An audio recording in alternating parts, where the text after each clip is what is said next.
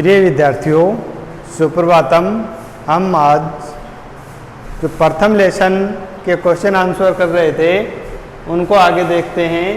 तो आगे का 5 का क्वेश्चन है कि पूर्ण वाक्य में उत्तर दीजिए। तो इसमें पहला क्वेश्चन है कुत्र विस्मय नह कर्तव्य है, कि कहाँ पर आश्चर्य नहीं करना चाहिए। तो अपने पाठ में श्लोक के अंदर दिया हुआ था कि दाने तपसे शौर्य विज्ञाने विनय नये च विस्मय न कर्तव्य है। दान में, तपस्या में, शौर्य में, विज्ञान में, विनय में अर्थात विनम्रता में और नीति में कभी भी आश्चर्य नहीं करना चाहिए। इससे अगला क्वेश्चन है अपना पृथ्वीव्याम तीर्णे रत्नानि कानि, यानी पृथ्वी पर जो 3 रत्न हैं वो कौन कौन से हैं। तो पृथ्वी पर 3 रत्न बताए थे मैंने, जल अन्नम सुभाषितम, जल अन्न और सुंदर वचन। तो आंसर क्या हो जाएगा, पृथ्वीव्याम तीर्णे रत्नानि जलम अन्नम सुभाषितम च, जल अन्न और सुंदर वचन।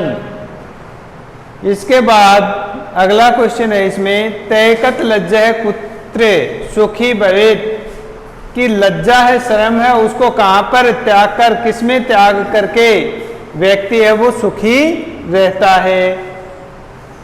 तो श्लोक के अंदर पाठ में बताया था आपने कि धन धान्य प्रयोगेशु हो विद्यायाः संग्रहेशु आहारे व्यवहारे च तैकत लज्जा सुखी भवेत, कि धन धान्य के प्रयोग में और विद्या को संग्रहण करने में अर्थात विद्या ग्रहण करने में, आहारे भोजन लेने में, व्यवहारे व्यवहार करने में, लज्जा है, शर्म है, उसको त्याग करके व्यक्ति को हमेशा सुखी रहना चाहिए। अर्थात जो व्यक्ति त्याग देता है वो क्या रहता है, सुखी रहता है। और धन धान्य के प्रयोग में, विद्या अर्थात ज्ञान प्राप्त करने में, भोजन में और व्यवहार में जो व्यक्ति लज्जा करता है वो व्यक्ति हमेशा दुखी रहता है। तो ये कहा इसमें कि इस शर्म को त्याग कर इन चारों चीजों में अर्थात धन धान्य के प्रयोग में, विद्या के संग्रह में, व्यवहार में, भोजन लेने में छोड़ देना चाहिए। तो इसका आंसर क्या हो जाएगा, धन धान्य प्रयोगेशु विद्या संग्रहेशु आहारे व्यवहारे च तैकत लज्जा सुखी भवेत। ये था। अब हम क्या करते हैं, आगे का जो क्वेश्चन है 6 का वो देखते हैं। तो अगला 6 का क्वेश्चन है मंजूषातः पदानि चित्वा लिंगानुसार लिखते हैं, कि मंजूषा के अंदर कुछ पद दिए हुए हैं, उन पदों के क्या अपने को लिंग चुनकर लिखने की कौन सा शब्द कौन से लिंग के अंदर है। तो 3 लिंग बताते हैं, संस्कृत के अंदर 3 लिंग होते हैं, पुल्लिंग, स्त्रीलिंग और नपुंसक लिंग। तो पहला शब्द है इसमें रत्नानि। रत्नानि का लिंग देखते हैं तो क्या हो जाएगा, रत्नानि है वो किसका आ जाएगा, नपुंसक लिंग का। तो नपुंसक लिंग के नीचे लिख देंगे रत्नानि। फिर है वसुंधरा। वसुंधरा किसका हो जाएगा, स्त्रीलिंग, वसुंधरा। उसके बाद है सत्येन। सत्येन ये क्या है, सत्येत। सत्येन पुल्लिंग का हो जाएगा सुखी। सुखी जैसे सुख शब्द है मूल तो इसमें पुल्लिंग का है, सुखी पुल्लिंग में आ जाएगा। फिर है अन्नम। अन्नम आ जाएगा नपुंसक लिंग में, अन्नम। उसके बाद में वहनी। वहनी यानी अग्नि। अग्नि किस में आ जाएगा, स्त्रीलिंग में।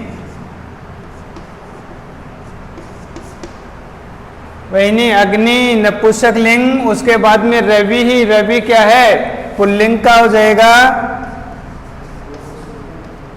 पार्थवी। पार्थवी हो जाएगा स्त्रीलिंग में।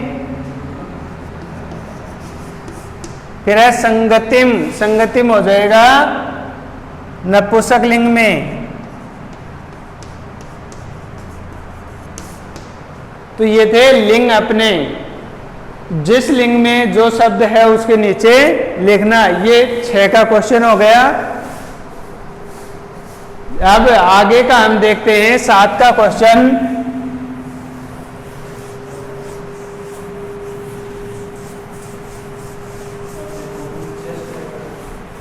7 के क्वेश्चन में क्या है? अधोलिखित पदेषु हो।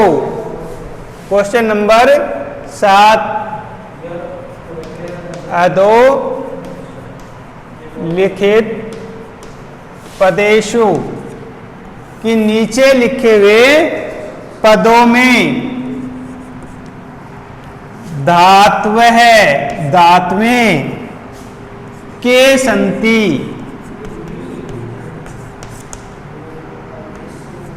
कि नीचे लिखे हुए पदों में धातु कौन सी हैं बताइए। तो पहला पद दिए हुए हैं अपने को पदम, और धातु अपने को बतानी है।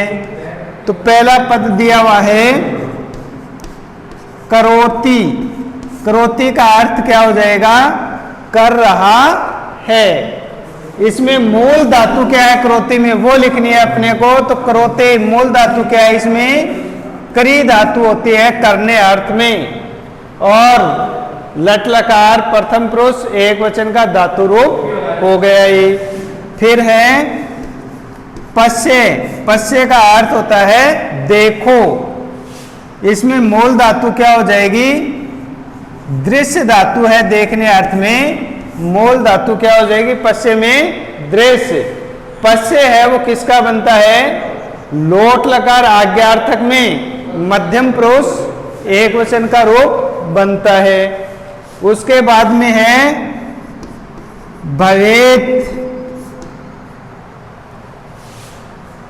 भवेत है, इसमें मूल धातु क्या हो जाएगी? भू धातु है इसमें होने अर्थ में। भू धातु होती है वो होने अर्थ में है। और भवेत रूप है वो किसका? विधिलिंग लकार का प्रथम पुरुष एक वचन का रूप बनता है। उसके बाद में है तिष्ठति। तिष्ठति का अर्थ है ठहरो या बैठो, बैठता है या ठहरता है। तो दोनों ही अर्थों में काम में लेते हैं इनको। तो इसके मूल धातु है वो क्या हो जाएगी? मूल धातु है इनकी स्था धातु है। स्था धातु और तिष्ठति ये इसका क्या? लट लकार का प्रथम पुरुष एक वचन का रूप बनता है। तो इस पर क्वेश्चन के अंदर क्या पद दिए हुए हैं और इन पदों की धातु पूछी गई है। तो क्रोति में क्री धातु है, पश्य में दृश्य धातु है, भवेत में भू धातु है और तिष्ठति में स्था धातु है। तो अपने पहले लेसन के क्या हैं क्वेश्चन आंसर हैं वो कंप्लीट हो गए हैं। अब आगे का लेसन है दुर्बुद्धि विनाश्यते। कि बुद्धि दुर्बुद्धि आने पर व्यक्ति का क्या हो जाता है?